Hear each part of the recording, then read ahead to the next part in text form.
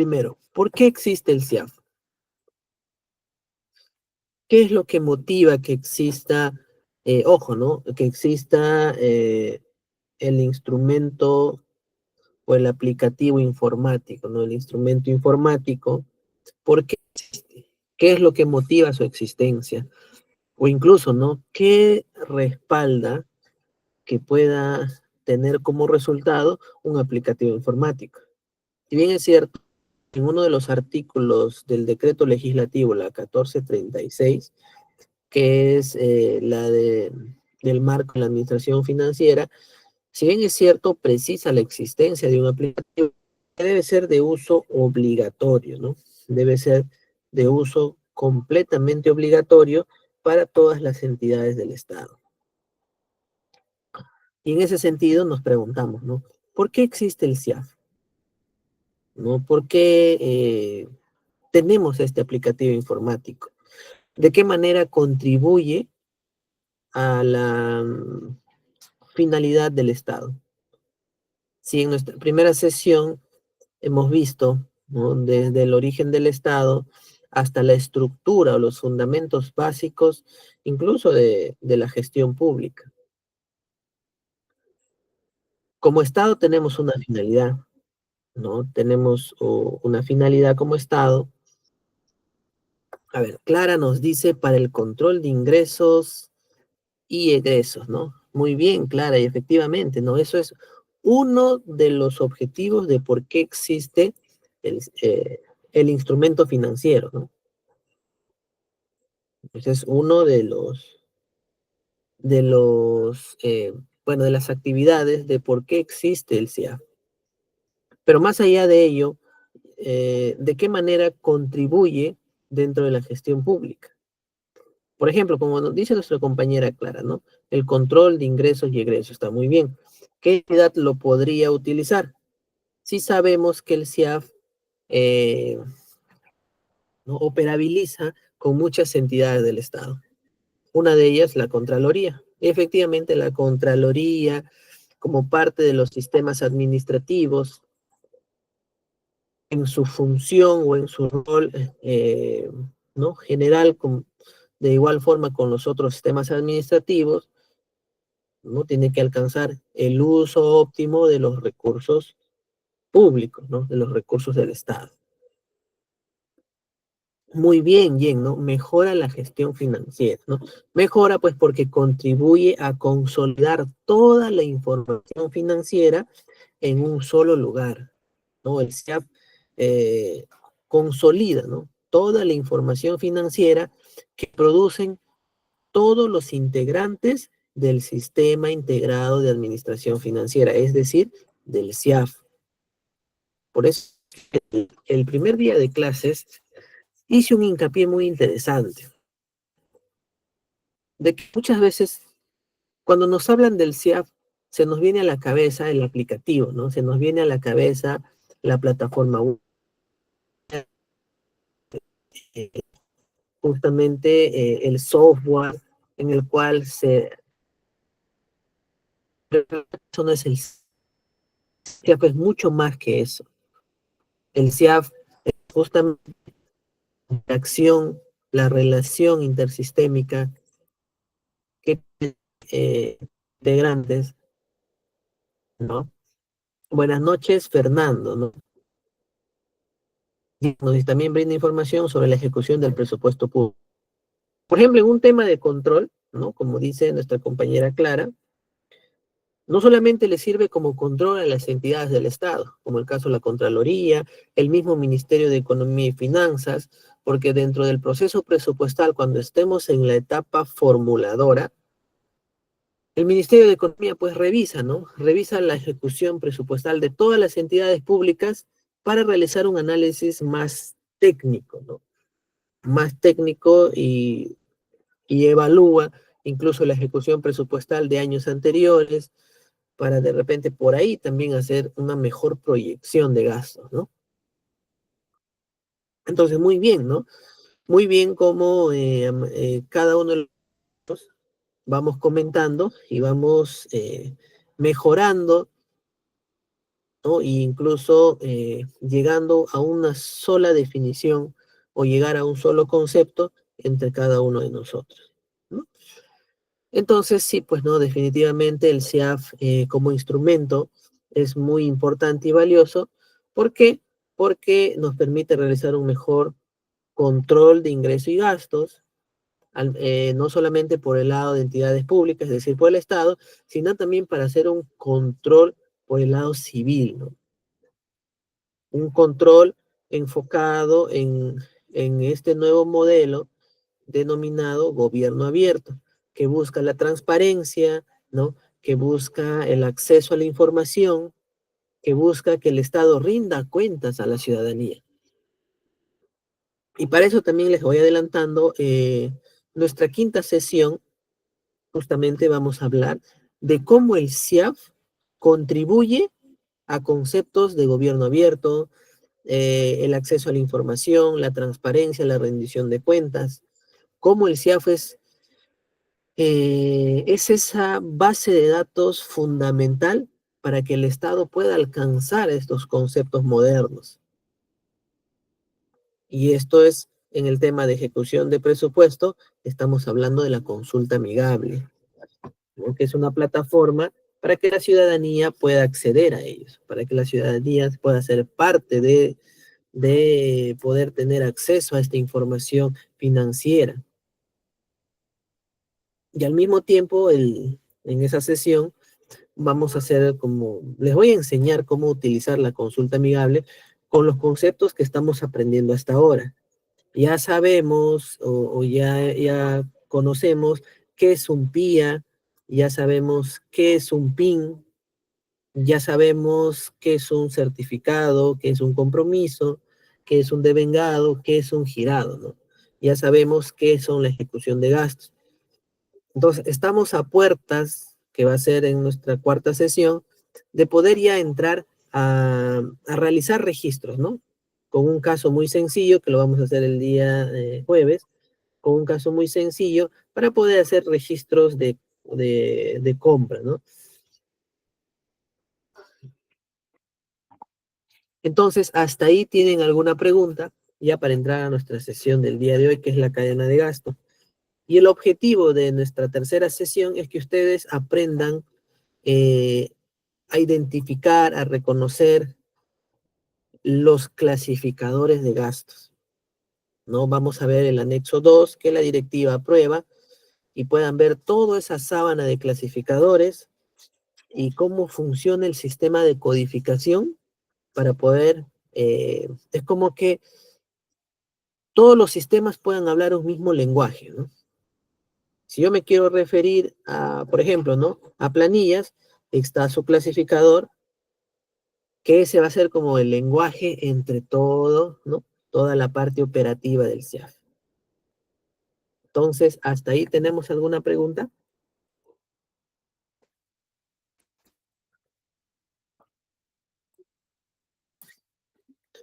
Bien, si no hay, entonces vamos a empezar.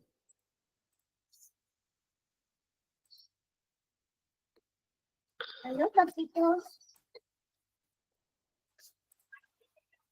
Ya. Ya. Gracias, Jen, ¿no? Bueno, entonces, si no hay preguntas, vamos a, bueno, repetir brevemente el proceso de ejecución presupuestal, ¿no? En pantalla ustedes están viendo el flujo, cómo funciona la ejecución presupuestal desde la programación hasta la ejecución, o sea, hasta la cuarta fase. En la quinta, que es la evaluación, bueno, no encontramos, bueno, no está en este proceso, porque prácticamente la evaluación ya es como si fuese un procedimiento ya mecánico, ¿no? Donde ya la ejecución ya ha sido realizada y simplemente es procesar esos datos para obtener información y empezar a tomar decisiones, ¿no? Mejor dicho, hacer estadística, por no decirlo de otra forma. Entonces, suponiendo que estamos en los módulos del CIAF Web, ¿no? Va a haber un módulo de formulación presupuestal, un módulo de procesos presupuestarios, el módulo administrativo, donde este es el módulo donde todas las unidades ejecutoras dentro del nivel descentralizado realizan los registros, ¿no? ¿Qué tipo de registros? Certificación, compromiso, devengado y el girado, ¿no? En el modo de formulación está la distribución de las cadenas programáticas, ¿no? Como pueden ver, la estructura funcional programática, las metas presupuestales, ¿no? Se empiezan a programar y en la tercera fase del proceso dijimos que venía la aprobación que se realiza, ¿no? Prácticamente a fin de año y nace el famoso PIA, ¿no? El que está aquí. Ese PIA aprobado pasa, ¿no? A los pliegos y a las unidades ejecutoras, ¿no? El PIA, ¿no? Pasa a los pliegos y unidades ejecutoras. Y recordemos que después de las notas modificatorias viene el PIN que está aquí, ¿no?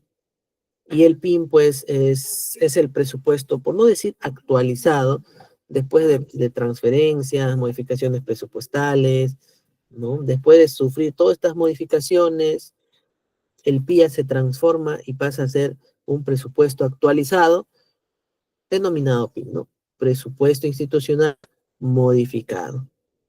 Y también hay un PCA. Recordemos que el PCA es como que un mecanismo, ¿no? De regular,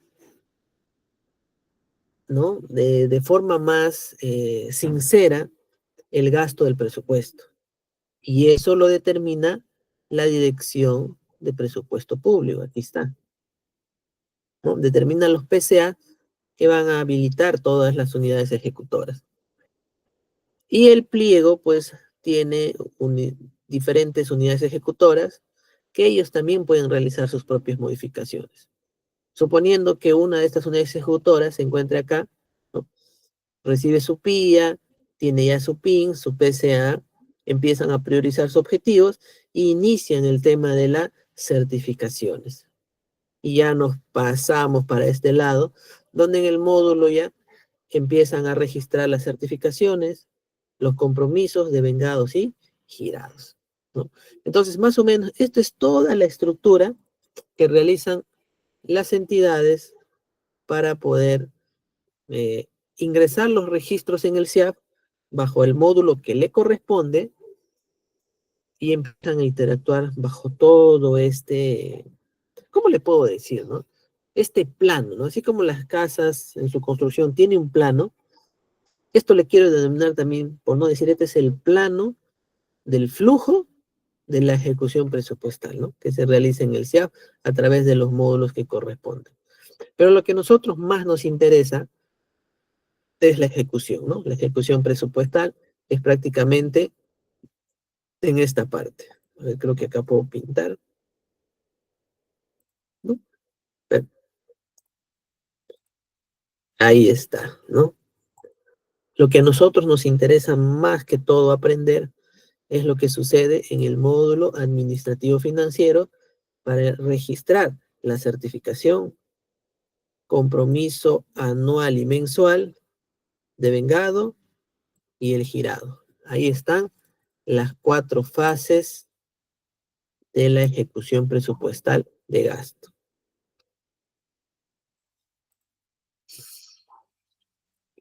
¿Cómo funciona la ejecución presupuestal? Tenemos responsables que la directiva menciona. Para empezar, tenemos un ente rector, ¿no? El sistema administrativo de presupuesto público, el rector, y ya sabemos que es la DGPP, la Dirección General de Presupuesto Público, es una unidad o no es un órgano del Ministerio de Economía y Finanzas. Este, a su vez, tiene pliegos presupuestales. Es como si fuese una jerarquía, ¿no? Quien está arriba es la DGPP, en segunda línea los pliegos presupuestales y en tercera línea las unidades ejecutoras. Entonces, eso es lo que ustedes pueden ver en pantalla. ¿Quiénes son los responsables? de ejecutar gasto o realizar gasto, cualquier tipo de gasto, pues pueden ver en pantalla. Tenemos el responsable que va a dirigir todo este tema, los pliegos presupuestales que ya se les encarga presupuesto para que puedan administrarle con sus diferentes unidades ejecutoras. Que por ejemplo, ¿no? Supongamos que tenemos un pliego, cualquiera, ¿no? Que sea un poder del Estado. Ese es el pliego. Ese poder del Estado, por ejemplo, el legislativo, suponiendo, o mejor, sí, ¿no? Mejor el ejecutivo, mejor, que es más amplio, ¿no? Cualquier poder el ejecutivo puede tener alguna unidad ejecutora bajo su, ¿no? Bajo su administración. Y eso también lo podemos descubrir con la consulta amigable.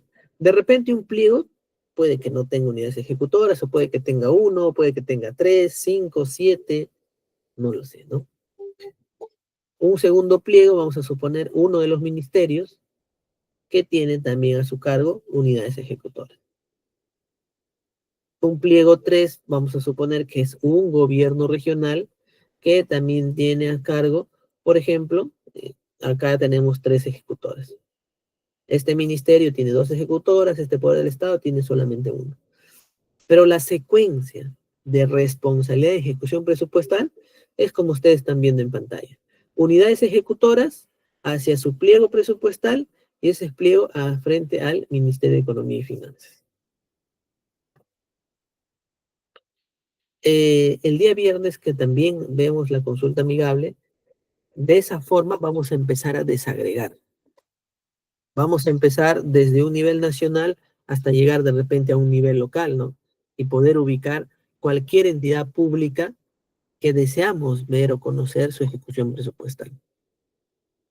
Es más, ¿no? Aprovecho este espacio para invitarlos, ¿no? A pensar o de repente a proponer alguna entidad pública del Estado peruano que quisieran que revisemos su ejecución presupuestal, ¿no? Analizar y interpretar, ¿no? Juntos vamos a interpretar de la entidad pública, podrían ser 3, ¿no? O, pues, no sé, ustedes, podemos quedar para evaluar su ejecución presupuestal, ¿no? Dentro de la consulta amigable.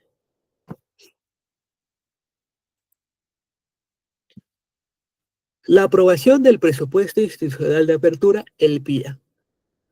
Los pliegos del gobierno nacional, los gobiernos regionales y los gobiernos locales elaboran su resolución, acuerdo del Consejo Regional o acuerdo del Consejo Municipal, según corresponda, que aprueba el PIA de acuerdo a la normatividad vigente y lineamientos aprobados por la DGPP, ¿no? Entonces nos está diciendo que los pagos, ¿no? Mediante, ¿no?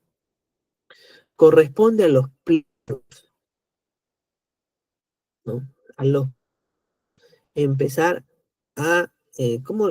Eh, a elaborar sus documentos de aprobación pero de sus unidades ejecutoras. Por ejemplo, ¿no? Este pliego tiene la tarea de elaborar su documento para aprobar el PIA de esta unidad ejecutora. Este pliego tiene que elaborar su documento para aprobar el PIA de esta ejecutora 1 y de esta ejecutora 2. ¿Mediante qué tipo de documentos? Puede ser una resolución, puede ser un acuerdo del Consejo Regional o acuerdo del Consejo Municipal. Según, según sea el nivel de gobierno, ¿no? Pero esa es la aprobación del PIA, tanto para pliegos como para sus ejecutores.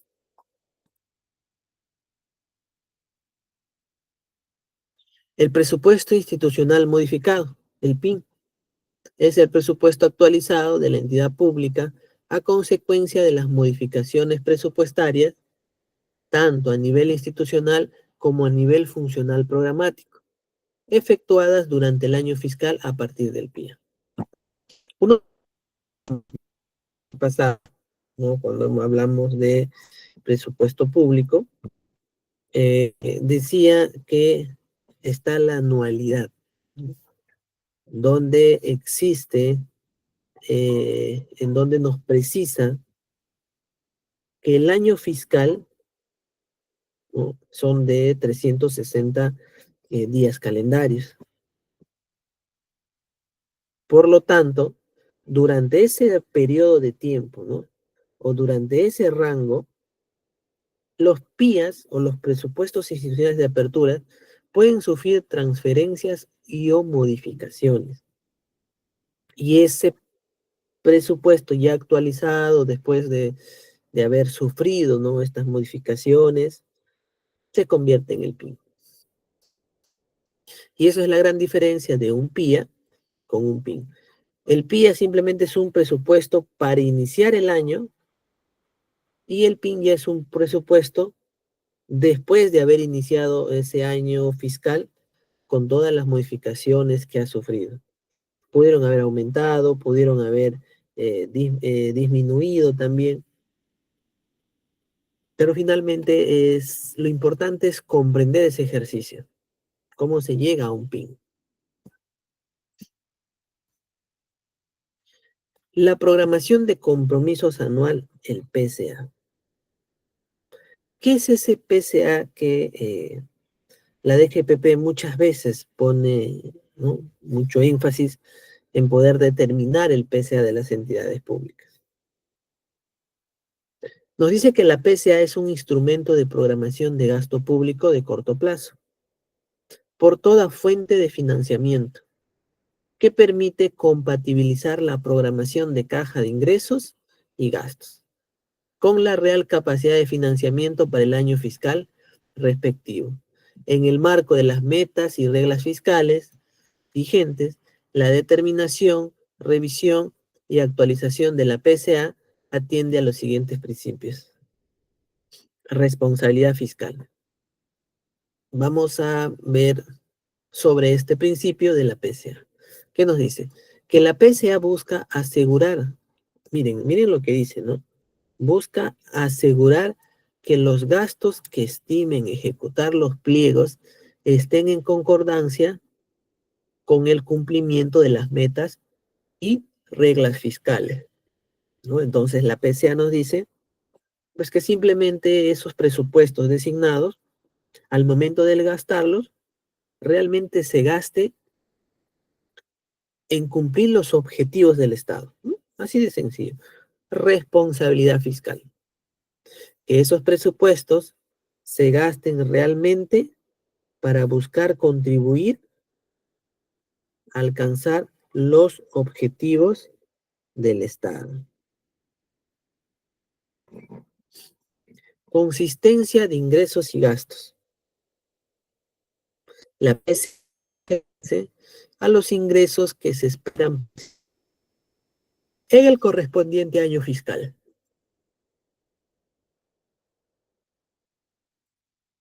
Eficiencia y efectividad en el gasto público. La PCA nos dice que es concordante con una ejecución eficiente y efectiva del gasto público, con la disciplina fiscal y las prioridades de gasto que determina el titular de pliego en el marco del artículo 7 del decreto legislativo 1440. Entonces nos está diciendo que la PCA, ¿no? Busca eh, realizar o de manera eficiente y efectiva dentro de los ejercicios. Es un regulador. Estado de PIN 1000. Para PIN, tengo de PIN 100 y de PES solo el 80%. Significa que yo puedo utilizar solamente 80, ¿no?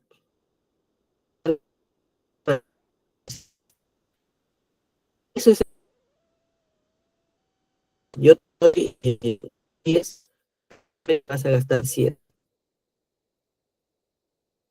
Y cuando recién te falte, ¿no?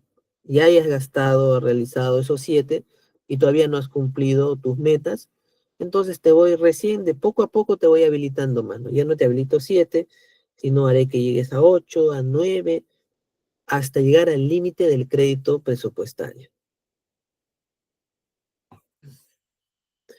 El presupuesto es dinámico, ¿no? La PCA responde a una ejecución dinámica de los presupuestos institucionales de los pliegos. ¿Por qué dinámico? Porque el contexto es muy variante, ¿no? El contexto, el entorno de las entidades públicas es tan dinámico que a veces lo programado y lo planificado se desvirtúa, ¿no? Se desconfigura. Y en ese sentido es que pues sufren las modificaciones, ¿no? Por ahí de repente empiezan a hacer las notas modificatorias, todo para poder ir acercándose o minimizando si por ahí ese contexto es, eh, ¿no? Es una amenaza de repente para la entidad pública. Por eso la importancia de conocer el tema o entender sobre todo que el entorno presupuestal es bastante dinámico. Tenemos el perfeccionamiento continuo. La PCA está sujeto a perfeccionamiento continuo en consistencia con la ejecución de gasto público de los pliegos. ¿Qué se refiere? De que constantemente se va ajustando para intentar llegar al gasto real de la entidad pública. ¿No? Vamos a suponer el mismo ejemplo de los 80, ¿no? A mí me dieron 100 para, ¿no? Para ejecutar todo el año. De PCA me habilitaron solamente hasta 80. Eso quiere decir que 20 está ahí, por no decirlo, protegido, separado, resguardado para no gastarlo. Y realmente termino el año, ¿no? El año fiscal y efectivamente solamente he gastado 80. No he gastado más, ¿no? A eso se refiere sujeta a perfeccionamiento. ¿Qué es ejecución del gasto público?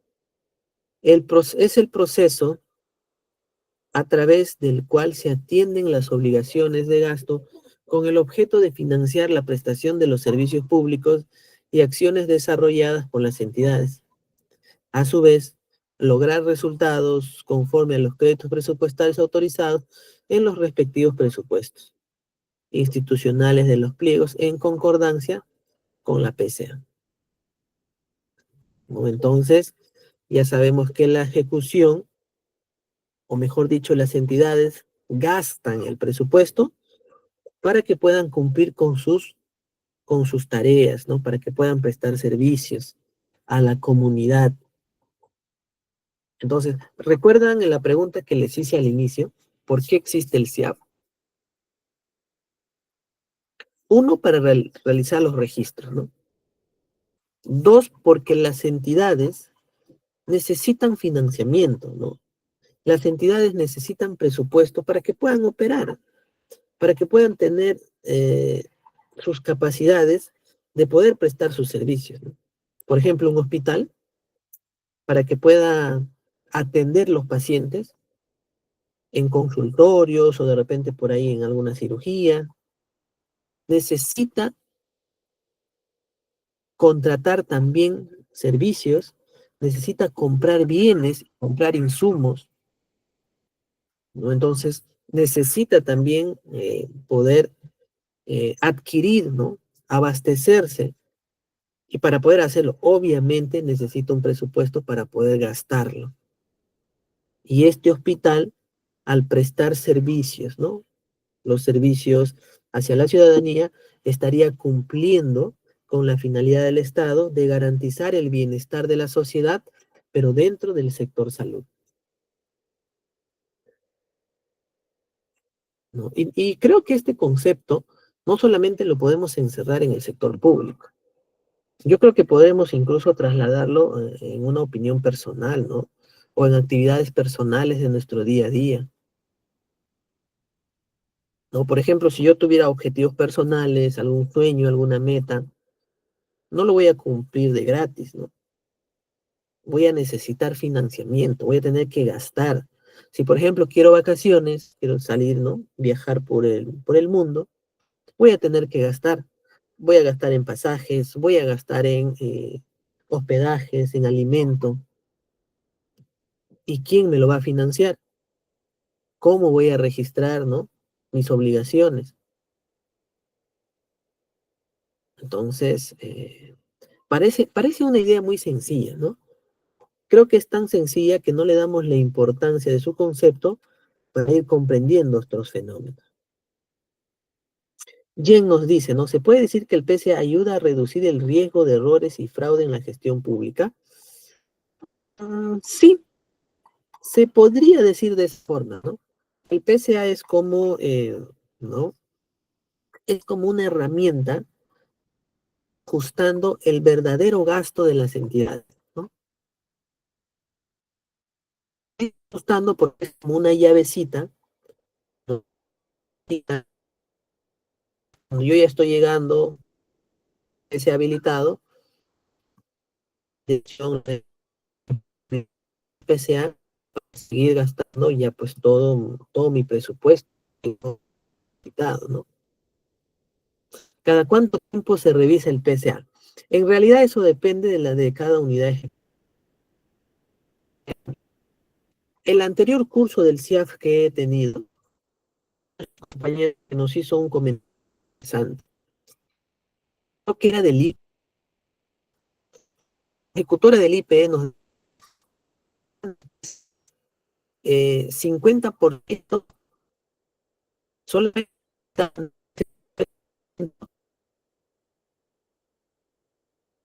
en el cual a mí me parecía, no le encontraba razón, ¿no? Porque, y de ahí me ha ido comentando algunas cosas que podrían ser aceptables, ¿no?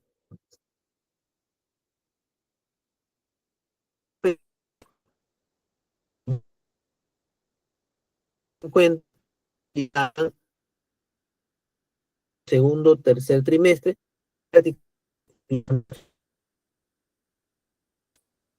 pero que le dije, primero hay que saber bueno, hay un tema también importante que las partidas de gasto, ¿no? Tenemos que, a ver, vamos a ver en qué lámina está. No, no está. Pero bueno, la PCA también van sujetos a las partidas de gasto o los famosos clasificadores de gasto. Si yo tengo tres clasificadores, clasificador de gasto, o no es para todo mi presupuesto, clasificadores de gasto van bien, o sea, tengo 80%, solo tengo 80%, ¿no? Para un clasificador de gasto, les puedo explicar. Dos clasificadores de gasto. De clasificador de gasto tengo de presupuesto 50. De gasto tengo de clasificador 50. Clasificador 50. Ambos, eso es mi PIN total. El PIN como institución tengo 100. Clasificador también tengo 50. Y por ahí yo tengo habilitado el 80% de PCA. Eso quiere decir que tendría que ser 80, ¿no? En total. Podría ser para el 40 y para el clasificador 2 también 40. O sea, quiere decir que podría gastar esos 40 en el 1 y podría gastar en el 2 también 40. Pero ¿cómo funciona? Yo podría utilizar 50, ojo, yo puedo utilizar solo 80, eso es lo que él, porque hasta en el ejemplo que estoy dando, pero yo en el 1, 50, clasificador 2, ya 30, 30.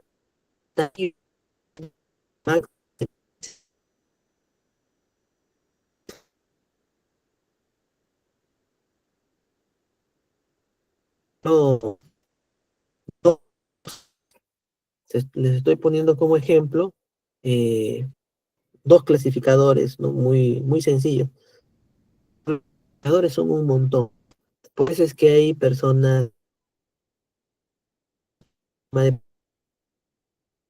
tanta es la especialidad. Hay un especialista, por ejemplo, para recursos humanos, un especialista para logística, pero ambos son de presupuestos, porque manejan múltiples clasificadores. Los clasificadores son tan amplios que a veces no podemos abarcar todo, ¿no? Ahora vamos a seguir avanzando para enseñarles toda esa sábana de clasificadores, ¿no? ¿Cómo es la ejecución de gasto? Ya el día de ayer hemos visto, ¿no? La certificación, el compromiso, el devengado y el pago. Esos son la ejecución del gasto público. Brevemente, la certificación es el acto de administración que garantiza que se cuenta con el crédito presupuestario. Y el compromiso ya es con cargo al crédito por el monto total de la obligación que corresponde al año fiscal. Es decir, ¿no? Cuando ya existe el acto administrativo, ya tenemos el convenio, contrato, etcétera. Por eso es que dice el monto total. El devengado, que ya es el reconocimiento de la obligación de pago previa constatación de que el bien o servicio se ha realizado. Creo que eso también hemos conversado bastante, ¿no? El tema de la sesión anterior. ¿Por qué la importancia de que, y lo dice la directiva, ¿no? Solamente se puede devengar cuando existe el acta de confirmación de que se ha consumido, ¿no? O se ha recibido el bien o la prestación del servicio que hemos contratado. Solamente así podemos pasar a registrar el devengado. Y finalmente está el pago, que es la ejecución de pago con cargo a fondos públicos para atender el gasto comprometido y devengado. Sencillo, esto está mucho más sencillo. Y acá hay algo interesante. Nos dice que la fuente para toda la ejecución de gasto está en dos decretos legislativos. La 1440, que corresponde al presupuesto público, y la 1441, que corresponde al de tesorería. Quiero que tomemos esta anotación como ejemplo de por qué existe la relación intersistémica. Es decir, la certificación y el compromiso. Bueno, vamos a pintar acá. Es decir, estos dos fases de ejecución le corresponde a este sistema nacional elaborar sus lineamientos, ¿no? Su conjunto de normativo, principios, etcétera, etcétera, etcétera. Vamos a cambiar de color. Creo que este morado. Y esta segunda fase corresponde a los lineamientos del Sistema Nacional de Tesorería. Solamente hablamos de un proceso, ejecución de gasto, pero estaríamos abordando dos sistemas nacionales diferentes.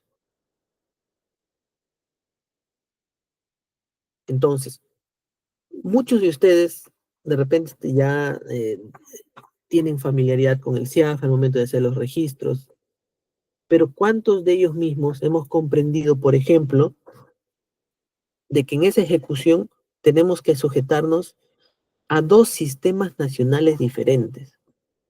¿Y por qué?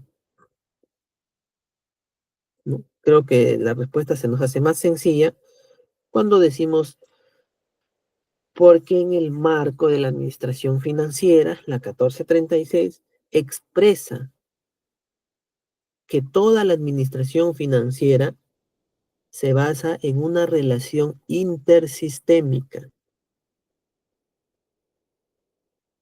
¿no? Que en este caso, dos sistemas, solo para la ejecución de gasto, nada más. No estoy hablando de otras tareas financieras, ¿no? Solamente estoy hablando de la ejecución de gasto. Porque finalmente, cuando hablamos de CIAF, para hacer sus registros, es el que nos enfocamos mucho, ¿no? En esta ejecución, más no. Pero realmente lo hemos entendido, realmente hemos comprendido que sí, ¿no? Hemos comprendido que esto es el resultado de una relación intersistémica que dice el marco normativo. No lo decimos nosotros, ¿no? Lo dice el marco normativo.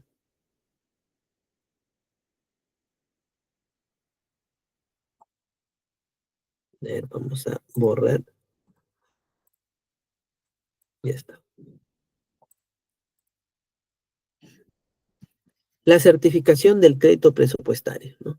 Constituye un acto de administración cuya finalidad es garantizar que se cuenta con el crédito presupuestario disponible y libre de afectación, para comprometer un gasto con cargo al presupuesto institucional autorizado para el año fiscal respectivo, ¿no?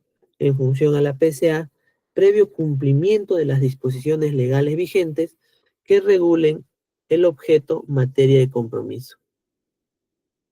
La certificación resulta requisito indispensable cada vez que se prevea realizar un gasto, suscribir un contrato o adquirir un compromiso. Ajustándose al respectivo expediente, dicha certificación implica la reserva del crédito presupuestario. Aquí está lo importante, ¿no? En este pequeño extracto nada más. La reserva del crédito presupuestario. Eso es todo. Reservar el presupuesto hasta que se perfeccione el compromiso, ¿no? Dice.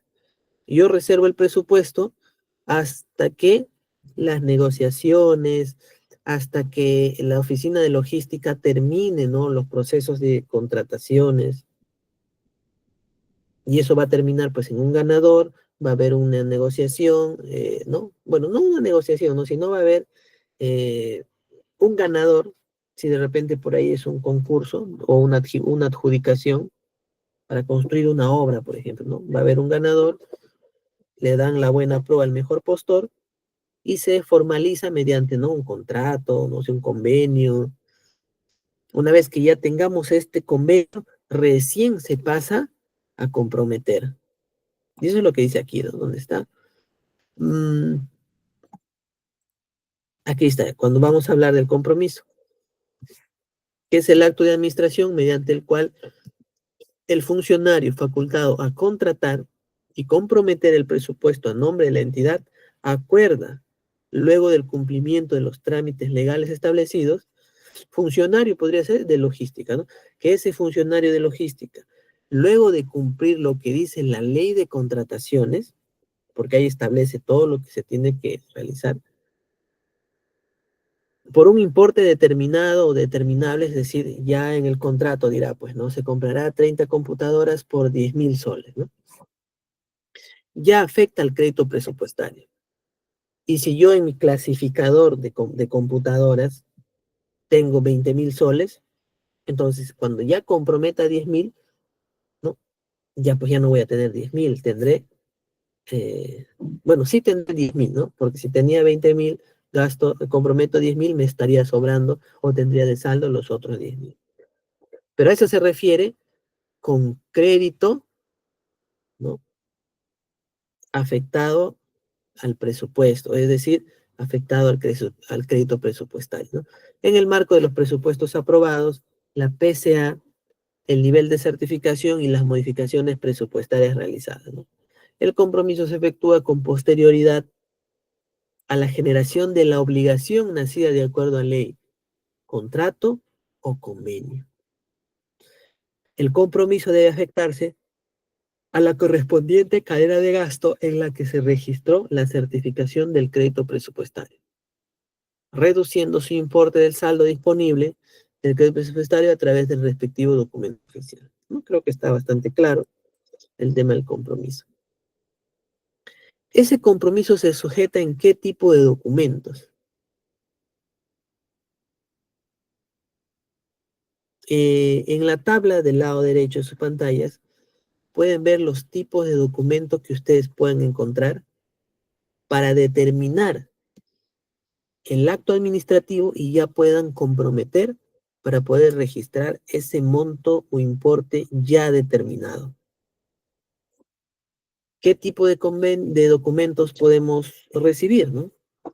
Un convenio suscrito, una orden de compra, orden de servicio, planillas de movilidad, planillas de dieta, propinas, racionamiento, viáticos, contratos de compraventa, ¿no?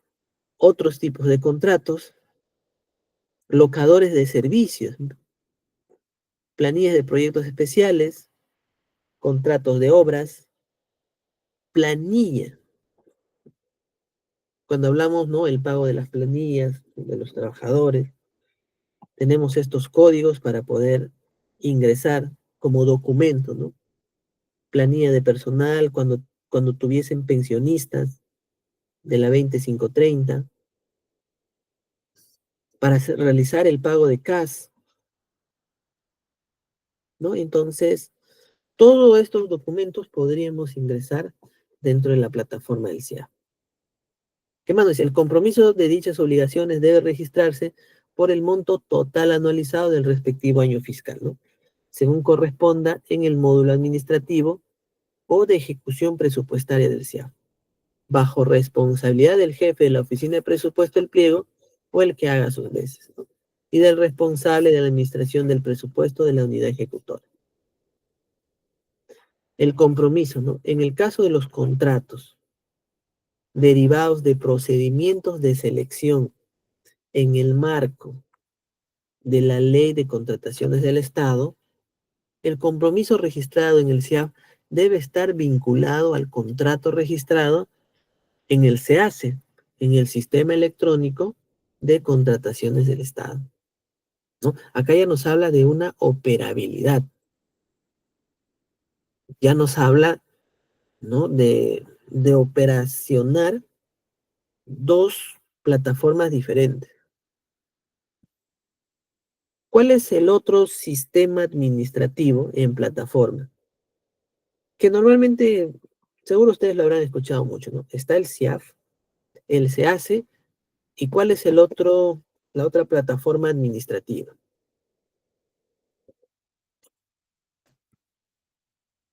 Que también es muy utilizado, ¿no?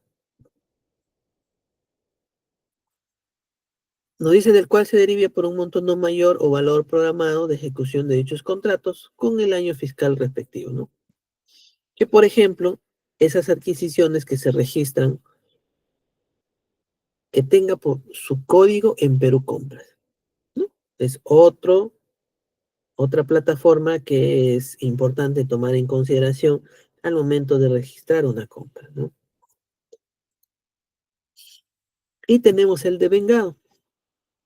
El devengado es el acto de administración mediante el cual se reconoce una obligación de pago derivada de un gasto aprobado y comprometido. Es de un gasto que ya fue certificado, ya fue comprometido y ahora hay que pasar a devengado. ¿Qué nos dice acerca de esto? Se produce previa acreditación documentaria. Ah, ok, entonces nos está pidiendo que para poder devengar necesito una acreditación documentaria. ¿Qué entendemos por esto? ¿Qué entendemos por acreditación documentaria? Y es más, ¿no? Importante porque en este proceso tiene responsabilidad civil, administrativa y hasta penal, ¿no? Donde puede uno ser denunciado, ¿no? Con temas ¿no? de delitos, ¿no? Considerados como delitos, cohechos, ¿no? Delitos, cohechos, bueno, creo que hay cohecho activo, pasivo, ¿no? Pero es importante tener en consideración estos pequeños detalles para poder realizar un correcto registro. Nos dice que esta etapa de ejecución de datos se sujeta a las disposiciones del Sistema Nacional de Tesorería que dicta la Dirección General del Tesoro Público. El reconocimiento de la obligación debe afectarse al presupuesto institucional en forma definitiva con cargo a la correspondiente cadena de gasto para efectos del reconocimiento del devengado. El área usuaria, bajo responsabilidad debe verificar el ingreso real de los bienes, la efectiva prestación de los servicios o la ejecución de la obra, como acción previa a la conformidad correspondiente. Eso es la parte que deberíamos tenerlo memorizado en mente. ¿Cuándo se va a realizar ¿no? el registro del devengado? Antes de devengar, debemos verificar si realmente han ingresado los bienes. ¿Y cómo lo verificamos? Cuando el área usuaria, el área responsable, tiene que emitir un acta de conformidad. O bueno, de repente no se llama así, ¿no? Pero necesita emitir algún documento que cumpla con este requisito, que comunique ¿no? a los profesionales en presupuesto, diciendo, pues, ¿no? El Estado se ha hecho la contratación, ¿no? Se ha firmado el convenio, el contrato, para que nos vendan 30 computadoras el proveedor X. El que está en almacén tiene que verificar, ¿no? o recepcionar estas computadoras. Y el acta de conformidad obviamente se hace, pues cuando estas computadoras pues estén en buen estado, cumplan con los requisitos, ¿no? Cumplan con las especificaciones técnicas, que sean las cantidades contratadas. Entonces es un trabajo bastante minucioso y muy delicado, ¿no? Y por no tomarlo con seriedad estos temas, a la fecha hay todavía muchos profesionales que están privados de su libertad, porque sencillamente no han, eh, no han obedecido estos lineamientos. Pero bueno, el reconocimiento de devengados que no cumpla con estos criterios, ¿no? Es decir, que si yo devengo sin verificar que los bienes contratados haya sido recibido por mi entidad, ¿qué es lo que va a pasar? Nos dice, dará lugar a responsabilidad administrativa, civil o penal. Entonces, muchísimo cuidado al momento de ser responsables de realizar los devengados, ¿no? Según corresponda del titular de la entidad, si es que va a un PAD, ¿no? Un procedimiento administrativo disciplinario, y del responsable del área usuario y de la oficina de administración, o lo que haga sus veces en la entidad. Y finalmente está el pago. El pago es el acto de administración mediante el cual ya se extingue en forma parcial o total. ¿Por qué dice parcial o total el pago? Con esto me está diciendo que puedo hacer varios registros dentro de una sola fase. ¿Qué opinan ustedes?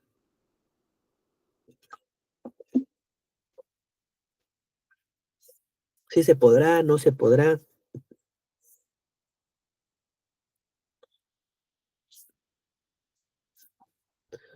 El monto, ¿no? de la obligación reconocida. O sea, nos dice, puede ser parcial o total, debiendo formalizarse a través del documento oficial correspondiente.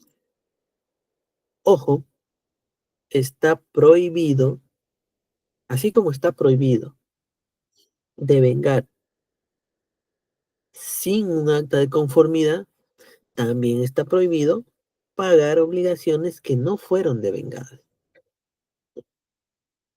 Y aquí viene la pregunta, ¿por qué? ¿Cuál es la razón de que yo no puedo realizar el pago a obligaciones que no fueron devengadas? De repente solamente están comprometidas, pero no están devengadas. Aunque el aplicativo no lo permite, ¿no? ¿Pero por qué? A eso me refiero que es bueno entender la comprensión.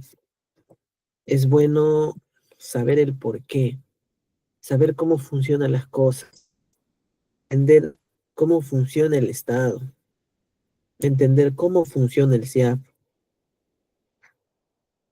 Por eso no basta solamente enseñarles el módulo, ¿no?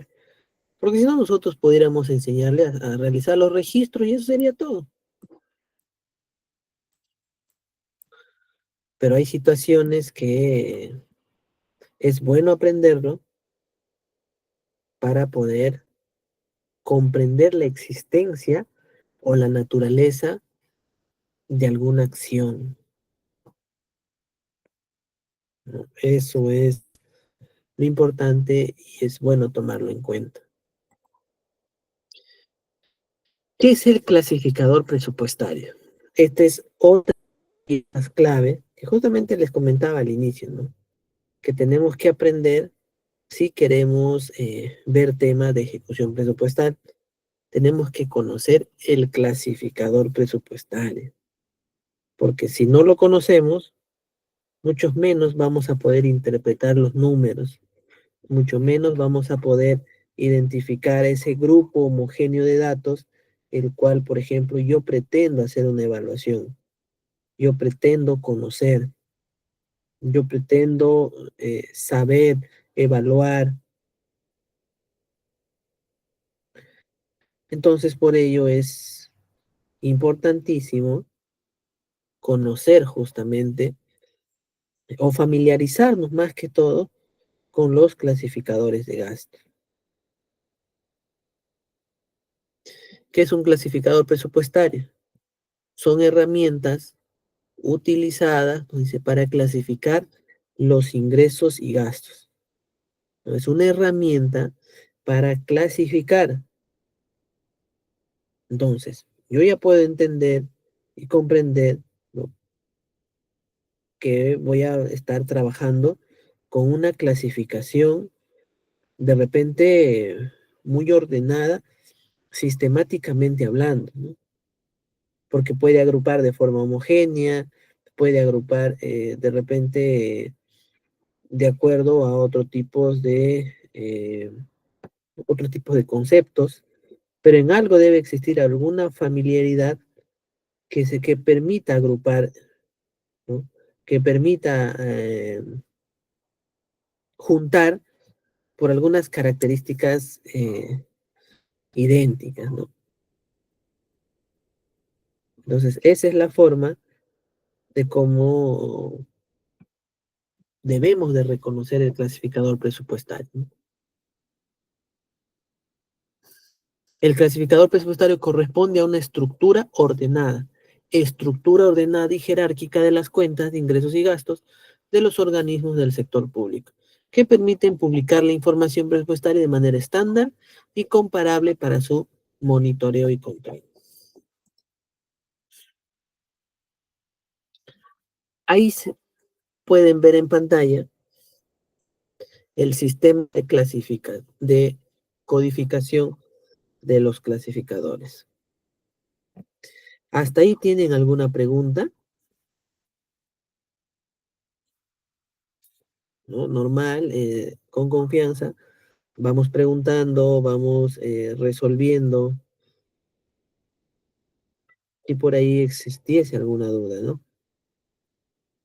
Entonces, con total confianza, vamos a preguntar sobre las dudas que podamos tener con lo que estamos disertando, ¿no?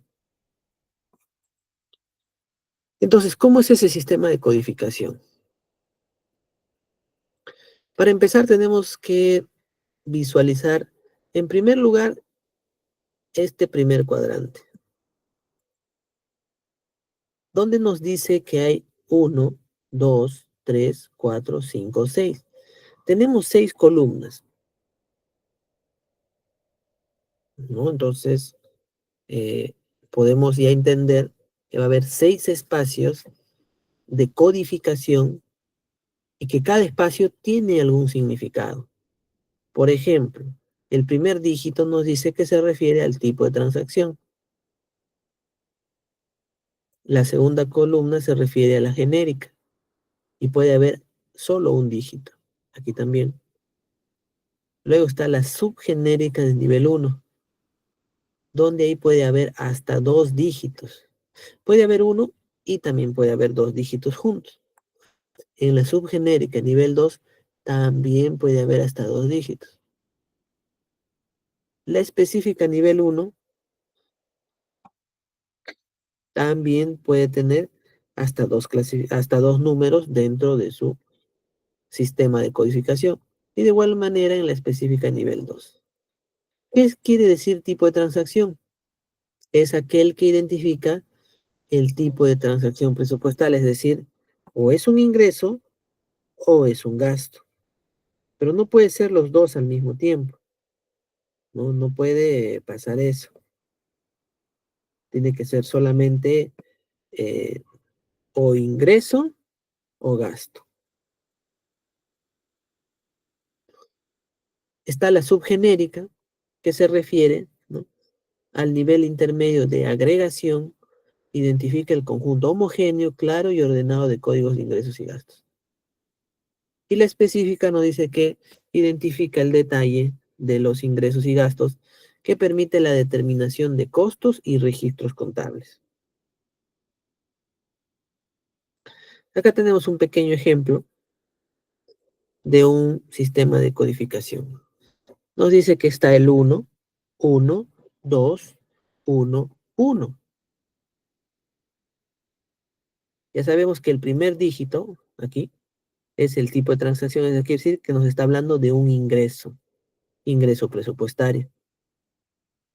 El segundo dígito, que es la genérica, nos dice impuesto y contribuciones obligatorias.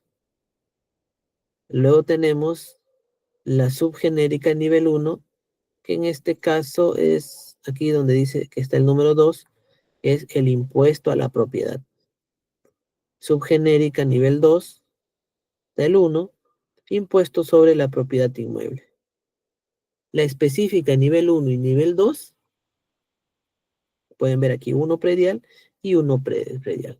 Entonces, la construcción de todo este clasificador para el impuesto predial sería el 1, 1, 2, 1, 1, 1. De esa forma se van, ¿no?, desagregando o agrupando los clasificadores de gasto. ¿Quién nos dice cuál sería el objetivo principal del sistema de codificación? Aquí está la respuesta. Su objetivo principal es tener una herramienta para clasificar el financiamiento del Estado. Es como en los supermercados, no sé si ustedes habrán visto, tienen unas barritas, ¿no?, de codificación.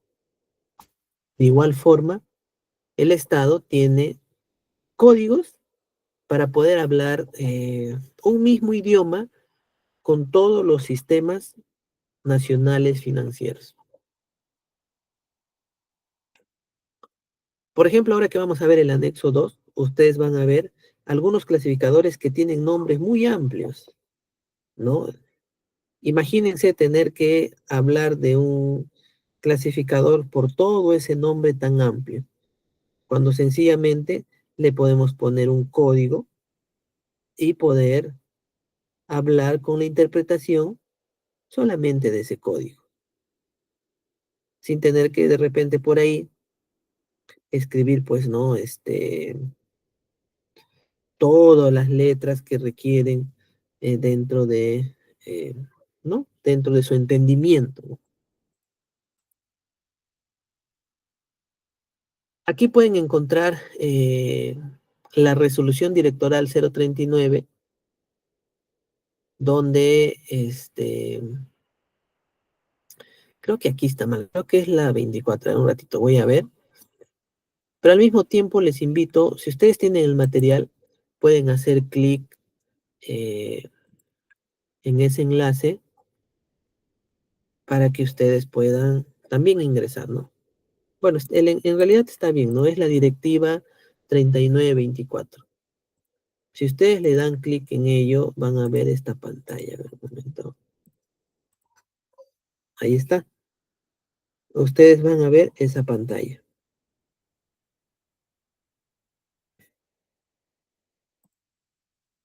Aquí está la resolución, algunos cuadros, pero a nosotros nos interesa ver el anexo 2, que es este de aquí. Vamos a entrar a clic, porque el anexo 2 habla o precisa de los clasificadores de gasto.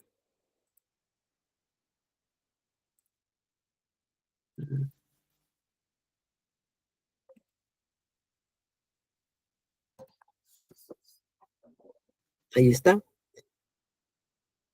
Cuando nosotros le damos clic en ello, nos va a traer a este PDF cargado, ¿no?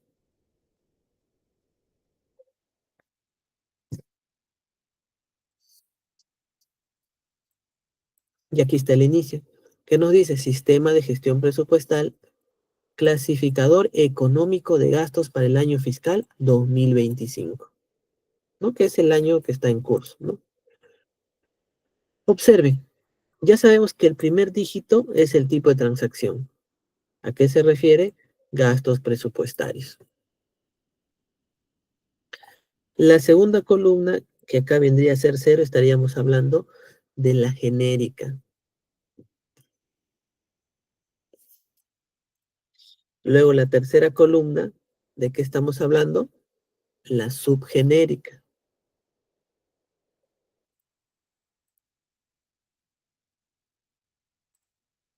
Y luego tenemos otro numerito más, que aquí también estamos hablando de la subgenérica, pero hay un nivel 1 y un nivel 2. Y de ahí están las específicas y específicas, tanto de nivel 1 como de nivel 2. Entonces, el clasificador completo para la reserva de contingencia gasto corriente sería esto, 20111. ¿Qué más tenemos? El tema de las planillas, ¿no? Que está dentro de este grupo. Personal y obligaciones sociales. Para el personal administrativo, y aquí están los clasificadores. El 21111 precisa como funcionarios elegidos por elección política. ¿Y qué significa? Nos dice que son, hasta aquí, ¿no? Son los gastos por la retribución y complementos, afectos y no afectos de cargas sociales de los funcionarios públicos por elección política, ¿no? Es decir, para pagar la retribución de sus honorarios del presidente de la República, congresistas, gobernadores regionales y alcaldes, ¿no? Pero esto, ¿no? Se dan cuenta que es el concepto de este clasificador. Mayormente aquí tenemos clasificadores de planillas. Por ejemplo, está la asignación de fondos para personal, que este es el famoso CAPAE, si hablamos del personal administrativo nombrado. Tenemos asignación por productividad. Por ejemplo, si el personal es del magisterio, con este clasificador se estaría pagando al personal del magisterio nombrado. Si es contrato a plazo fijo, se estaría pagando con este clasificador. También está el personal de la salud. El profesional de la salud nombrado, contratado, serum, ¿no? Personal por servicios complementarios también. Hay un no profesional de la salud. Está el personal nombrado, también contratado, ¿no? Personal judicial, docentes universitarios. Siempre el clasificador va a tener 6 columnas. Por ejemplo, acá hay un clasificador de 6 columnas donde la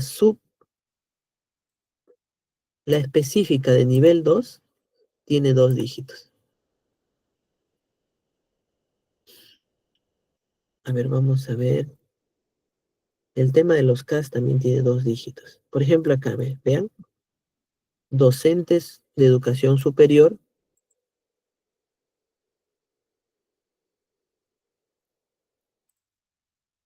ya, un docente de institutos de educación superior, si es que es nombrado, se le paga con este clasificador.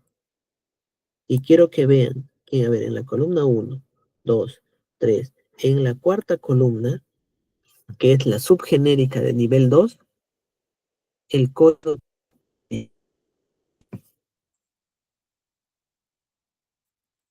Y por ello es que esto, incluso acá pueden encontrar qué significa, ¿no?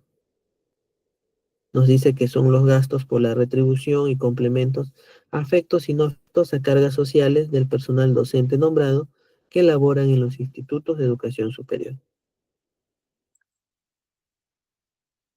Aquí están los CAS.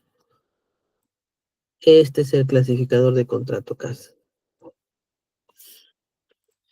Tenemos como indeterminados y también los transitorios.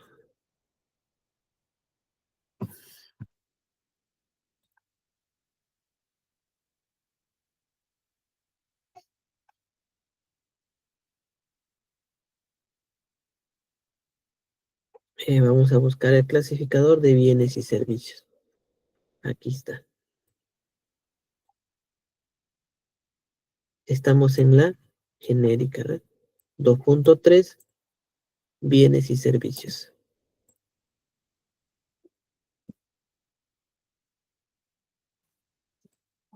Compra de bienes, ¿no? Podemos comprar alimentos, miren, vestuarios, textiles y acabados textiles, ¿no? Entonces, si por ahí una entidad pública desea comprar, ¿no?, vestuarios, va a tener que hacerlo con este clasificador, siempre y cuando en ese clasificador tengan presupuesto, ¿no? Tengan un presupuesto ya sea aprobado o modificado, ¿no? Y cuando hablamos, ya sabe, de presupuesto aprobado, o sea, el PIA, estamos hablando pues cuando todavía no inicia el ejercicio fiscal. Si ese clasificador está en cero, no tiene saldo, no tiene presupuesto, esa entidad no va a poder comprar vestuarios, a menos que realicen las notas modificatorias, ¿no?, para poder habilitar presupuesto a este clasificador, si es que esa entidad tiene la urgencia de comprar uniformes, ¿no? Uniformes para sus trabajadores. Igual para comprar calzados, zapatos.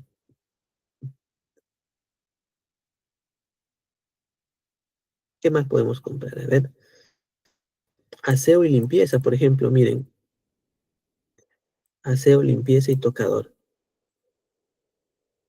Son gastos por la adquisición de desinfectantes, detergentes, desodorantes, implementos y medios para el aseo, material, repuestos y accesorios para tocador y cosmetologías, entre otros.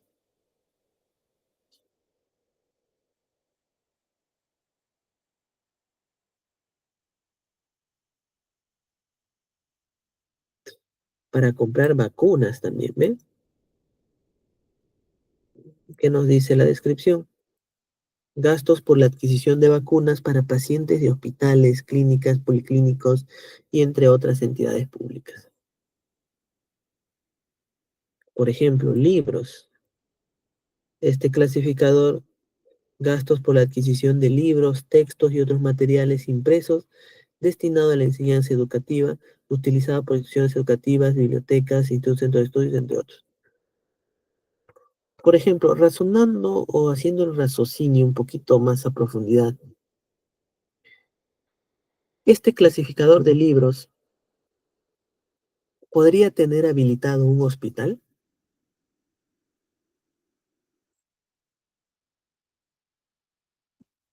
o al revés, ¿no? Por ejemplo, el clasificador de vacunas que hemos visto podría tener habilitado una institución educativa.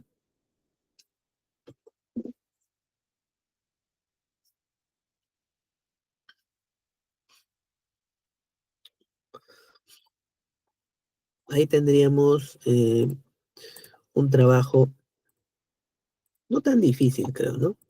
De poder entender la naturaleza de las entidades públicas para poder habilitar sus clasificadores, ¿no?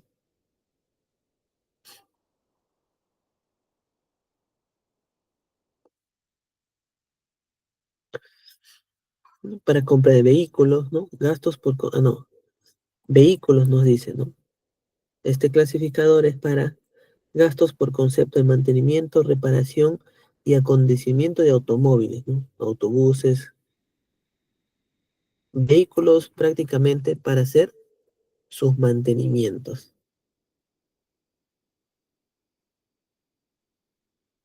Miren, para pagar seguros de vida también sería este clasificador.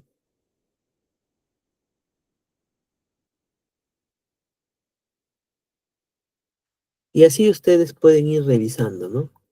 Pueden ir revisando uno por uno, darle lectura.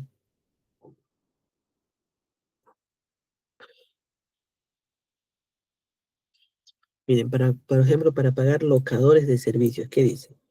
Gastos por locaciones de servicios realizados por personas naturales relacionadas al rol de la entidad, los famosos terceros, ¿no?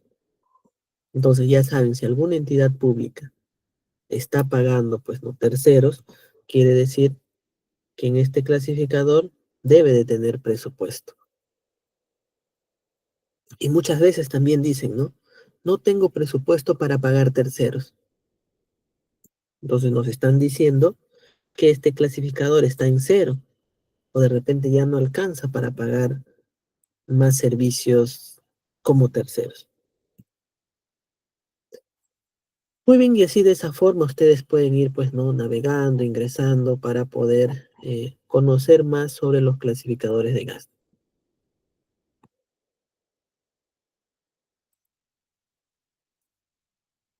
Muy bien, Jen. Sí, es muy interesante los clasificadores de gasto, ¿no? Cómo ir concatenando.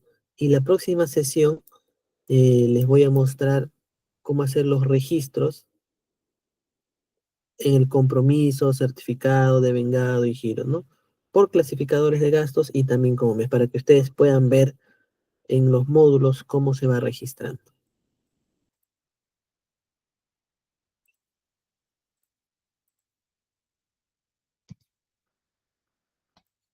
Entonces, a ver, les voy a compartir el link también para que ustedes puedan ingresar, ¿no? Por si no tienen el material.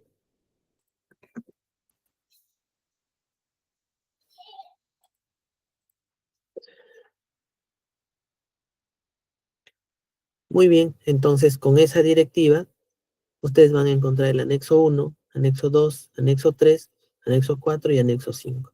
Pero lo que a nosotros más nos interesa es el anexo 2, lo que acabamos de ver. ¿Sí? Muy bien, entonces con eso estaríamos terminando eh, de conocer sobre todo los clasificadores de gasto, que es importantísimo que podamos conocer para ya poder hablar del módulo CIAF, para poder entender cómo se realizan los registros de acuerdo a los clasificadores o tipo de compra, por ejemplo, que se está realizando. Si yo estoy realizando compra de zapatos, ya vieron en el anexo 2 que hay un clasificador para registrar zapatos. ¿Sí? Muy bien, entonces para no quitar más tiempo, y ya siendo fin de semana, pues después de haber tenido esta hora y media académica, ya estamos listos para que puedan continuar sus actividades, ¿no? Ya sea de entretenimiento o de descanso. Y con esto desearles que tengan un buen fin de semana y nos estaremos viendo la próxima semana. Muchísimas gracias, que Dios los bendiga y nos vemos